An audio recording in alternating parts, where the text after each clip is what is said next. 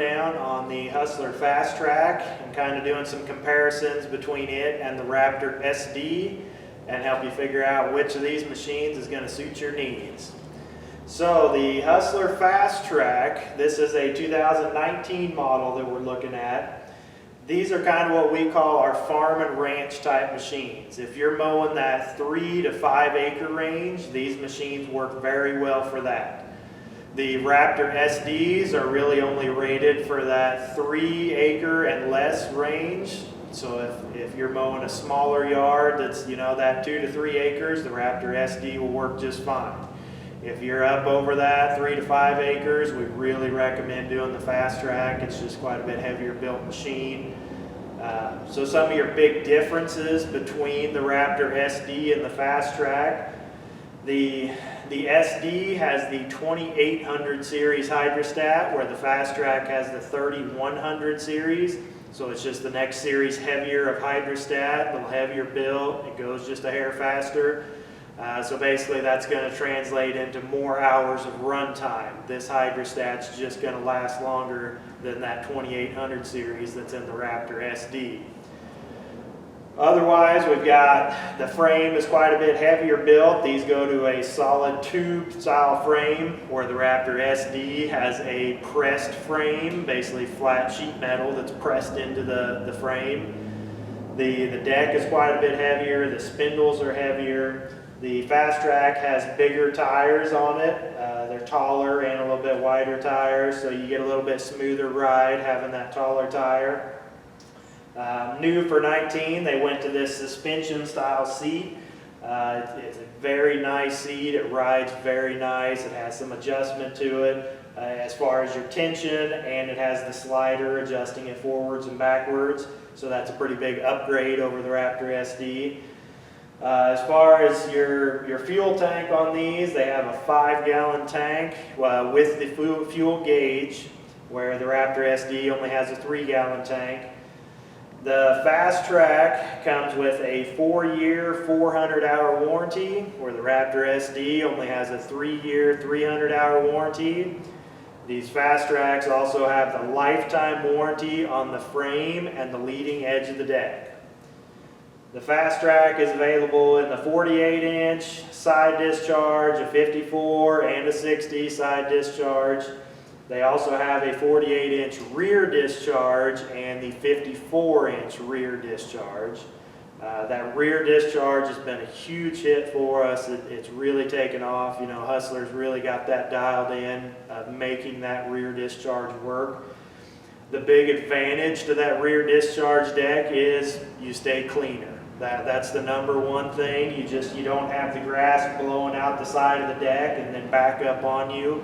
All your clippings shoot out the back of the deck. So it's just, you can go mow for a couple hours, and when you're done, you get off and you're not nearly as dirty as you would be with a side discharge. The other big advantage, you can mow with both sides of the deck. So even no matter if you're mowing up against the house or the flower beds or along a driveway or a busy street, you don't have to worry about blowing those clippings somewhere that you don't want them. They're all getting shot out the back of the deck.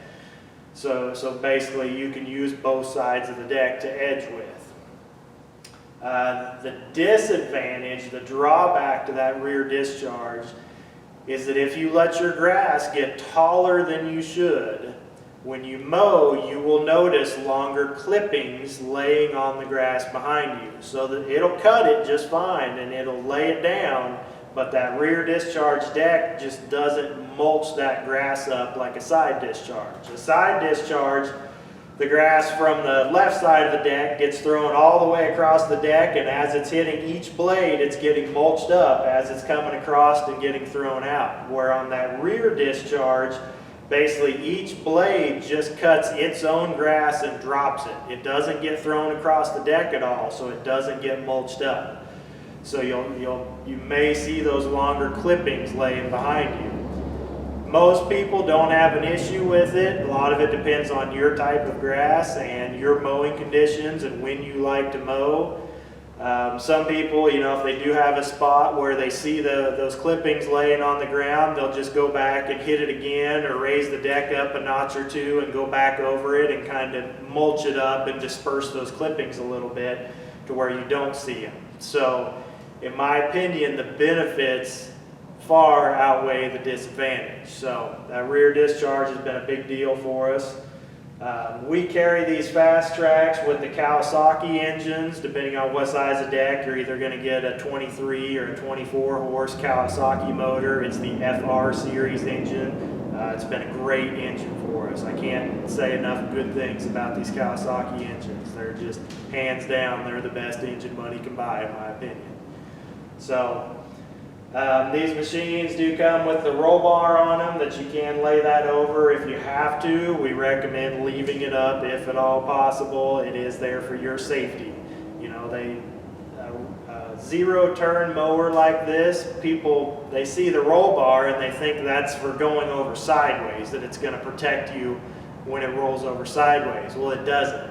On a zero turn mower, all your weight is at the back. So if this thing is going to go over, it's going to go over backwards. If you're going up too steep of an incline, the front end's going to come off the ground and it's going to go over backwards. Well, when these levers are across your lap, you ain't getting out. You are on for the ride. So have that bar up if at all possible, and it could save your life. So some other new features for 2019, they did have the new foot pan that is a removable foot pan. There's just one bolt that holds it down, so you can pull that up and out of there. And basically that's just to gain access to the center of the deck, blowing it off.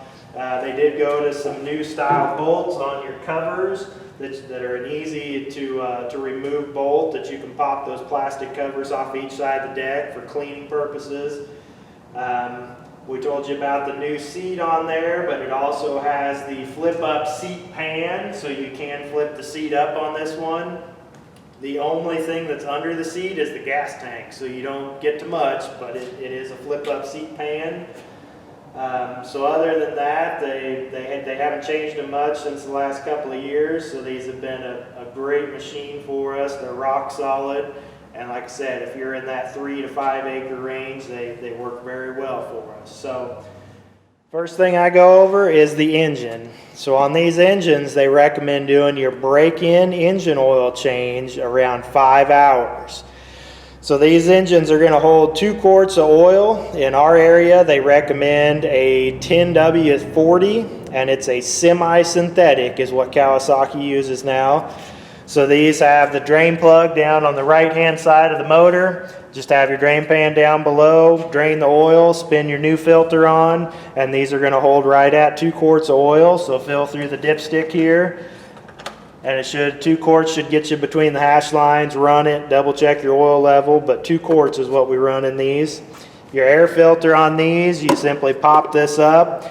We do put a pre-cleaner on these when we get them in. They don't all come with this pre-cleaner from the factory, but we install it just because it's a good idea to have it on there. During the mowing season, you're going to get some grass will accumulate above and below this filter. You can pull back on it and blow it off or brush it off or whatever you need to get that grass cleaned off. You know, do that every couple of times you mow.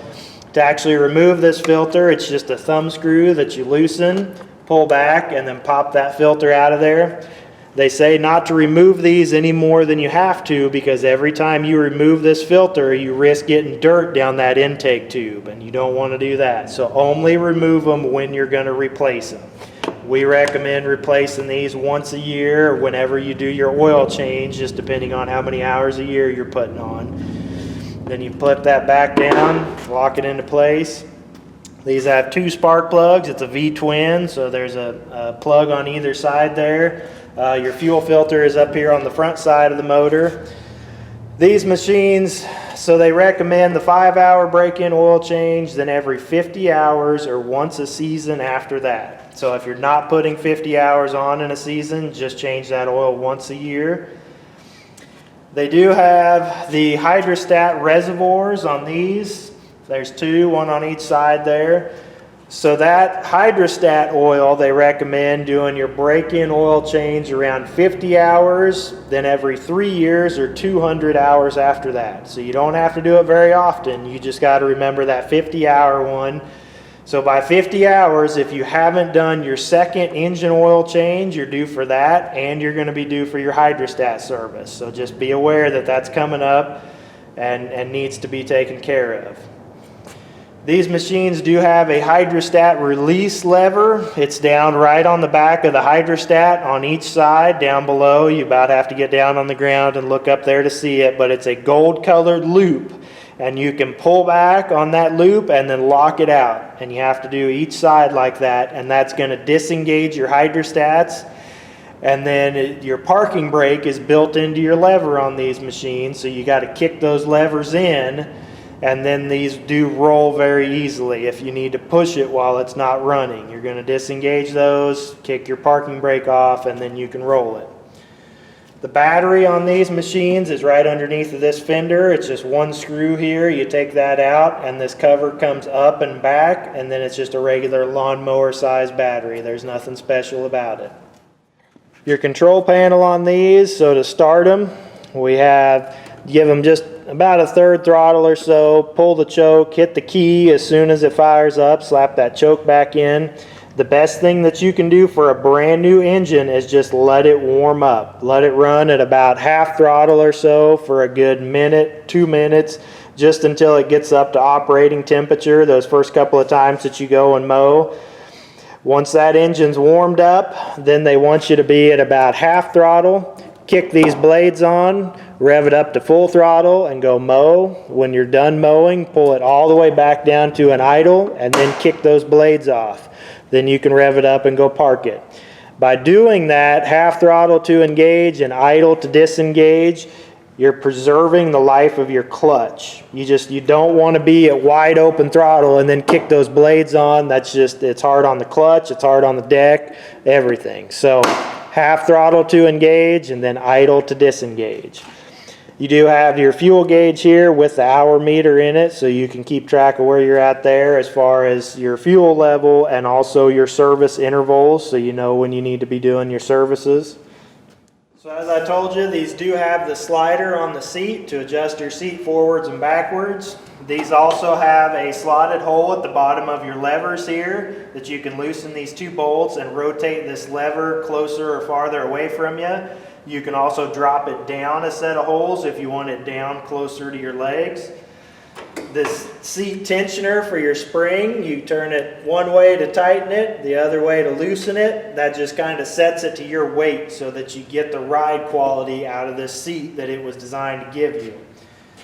Your deck height adjustment on these, they went to a magnetic pin. It drops in these holes. It has a sticker on here that corresponds with the holes for the measurement on your height adjustment. So you're going to select whatever hole that you want to be in. Then push down here with your foot and pull back here, and that's going to release that deck and drop it down to wherever your pin is set at. Then if you need to move that pin, you raise the deck back up, move the pin, drop it back down again. Also, if you're loading this on a trailer, you need to be in transport mode, you can just slam that all the way up, and this will catch it automatically at full height in the transport mode. And then when you're ready to drop it back down, just release it, drop it down to your pin.